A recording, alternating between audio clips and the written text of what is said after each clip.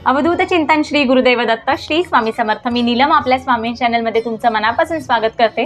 स्वामी महाराज तुमच्या मनातल्या सगळ्या चांगल्या इच्छा पूर्ण करू देत हीच आपल्या स्वामींचरणी प्रार्थना करते आणि व्हिडिओला सुरुवात करते। आपल्या स्वामी महाराजांची पुण्यतिथी येत्या 6 मेला आहे।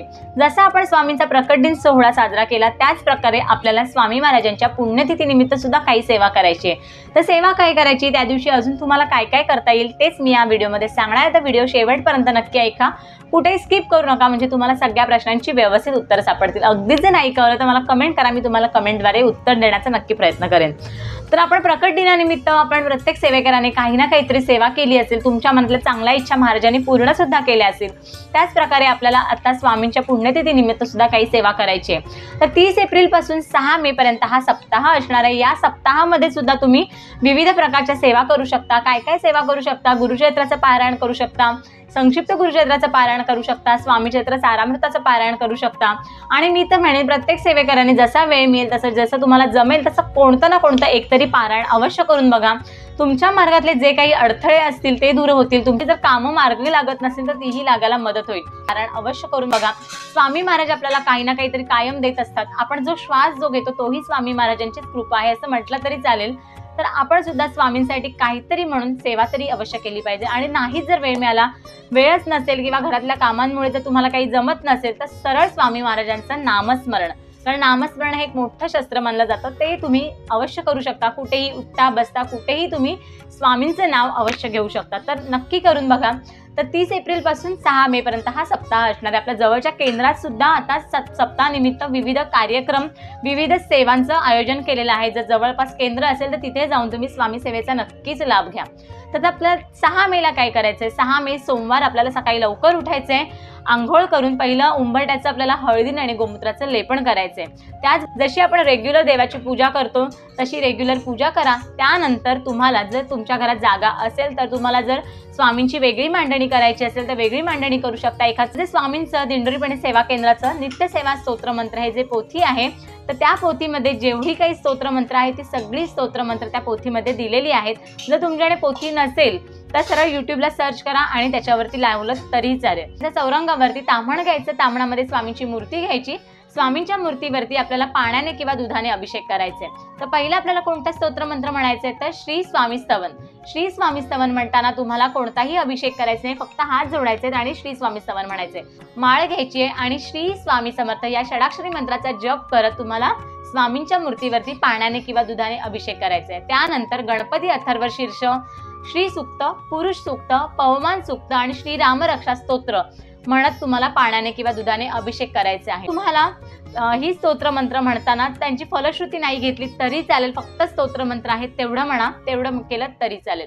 स्वामींच्या मूर्तीवरती आता अभिषेक करून झालाय, त्याच्यानंतर मूर्ती स्वच्छ पुसायची आणि मग ती आपल्याला चौरंगावरती ठेवायची। हिना अत्तर लावा, केशर अष्टगंध लावा, त्याचबरोबर जर नवीन वस्त्र आणली असतील तर नवीन वस्त्र अवश्य घाला। जर स्वामींची आता आपली पूजा करून झाली आहे त्यानंतर स्वामींना जी काही आता चाफा आवडतो स्वामींना किंवा स्वामी जी सुवासिक फुलं आहेत गुलाब वगैरे तर तीही फुलं तुम्ही स्वामींना अर्पण करू शकता।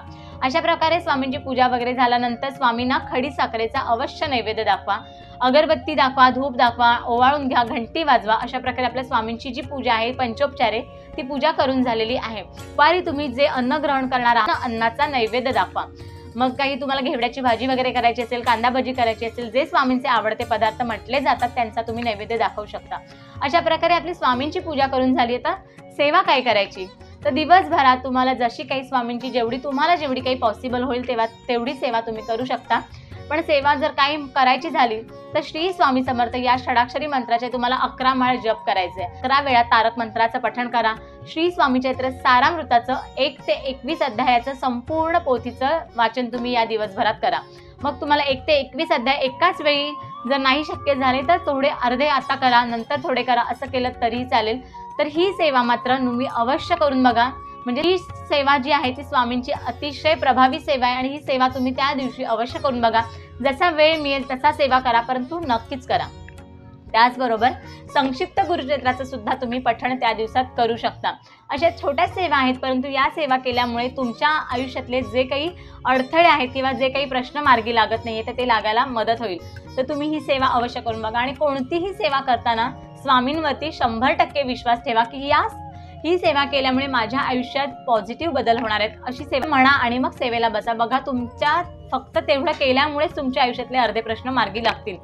आता ही जी सेवा करणार आहात ती संकल्पयुक्त करायची गरज नाहीये. कारण आणि सांगायला मी विसरले ते म्हणजे त्याचा फोटो असेल तर काय करायचं. तर तुम्ही सांगाल की ताई आमच्याकडे मूर्ती नाहीये, फोटो आहे तर काय करायचं. आता आपण फोटोवरती तर अभिषेक नाही करू शकत. मग फोटो स्वच्छ पुसा, गंध लावा, हिना अत्तर कापसाने किंवा फुलाने व्यवस्थित लावा, सुवासिक फुलं अर्पण करा. एवढी सेवा केली तरीही चालेल, फक्त जर फोटो असेल तर. मग ही जी स्तोत्र मंत्र आहे ती आपण अभिषेक करताना म्हणणार आहोत. तर ती आता आपण फक्त स्वामींचा फोटो ठेवा, पूजा वगैरे झाल्यानंतर हात जोडा आणि सगळी स्तोत्र मंत्र म्हटलं तरीही चालेल. मग आपल्याला अभिषेक नाही करता येत आहे म्हणून. आणि जर मूर्ती असेल तर अभिषेक करा. दिवसभरात ज्या सेवा करता येतील तेवढ्या करा. नाहीच जर तुम्हाला जमलं, ऑफिसला जाणार आहे ताई, लहान मूल आहे घरी, दिवसभरात वेळ मिळत नाही, घरी अलाउड होत नाही, तर काय करा, फक्त दिवसभर स्वामींचं नामस्मरण करा. श्री स्वामी समर्थ हे नामस्मरण तुम्ही कसंही कुठेही करू शकता. त्याच्यामुळे तुम्ही नामस्मरण केलं तरीही चालेल. दत्त महाराजांचं नामस्मरण करा. अवधूत चिंतन श्री गुरुदेव दत्त किंवा श्री गुरुदेव दत्त, दिगंबरा दिगंबरा, श्रीपाद वल्लभ दिगंबरा हे आहेत दत्त महाराजांची, स्वामींची. जय श्री स्वामी समर्थ, जय जय स्वामी समर्थ हे सगळे मंत्र आपण दिवसभरात कधीही पठण करू शकतो, कितीही वेळा कुठेही म्हणू शकतो. त्याच्यासाठी काहीच असं मर्यादा नाही. आता हे सुवे सुतक असेल किंवा मासिक पाळी असेल तर त्या दिवशी मात्र तुम्ही या सेवा करू नका. पण ही जरी सेवा आपण दिवसभरातल्या करणार असू तरी सुद्धा नित्य सेवा मात्र आपल्याला कधीच चुकवायची नाही. तर तुम्ही 30 एप्रिलपासून सेवेला सुरुवात करा किंवा मग 6 मेला सुद्धा तुम्ही या सेवा करू शकता. संध्याकाळी जर जवळपास स्वामींचं केंद्र असेल, मठ असेल, दत्त महाराजांचं मंदिर असेल तर तिथे अवश्य एक नारळ, खडी साखर आणि एक गुलाबाचं फूल मात्र अवश्य घेऊन जा.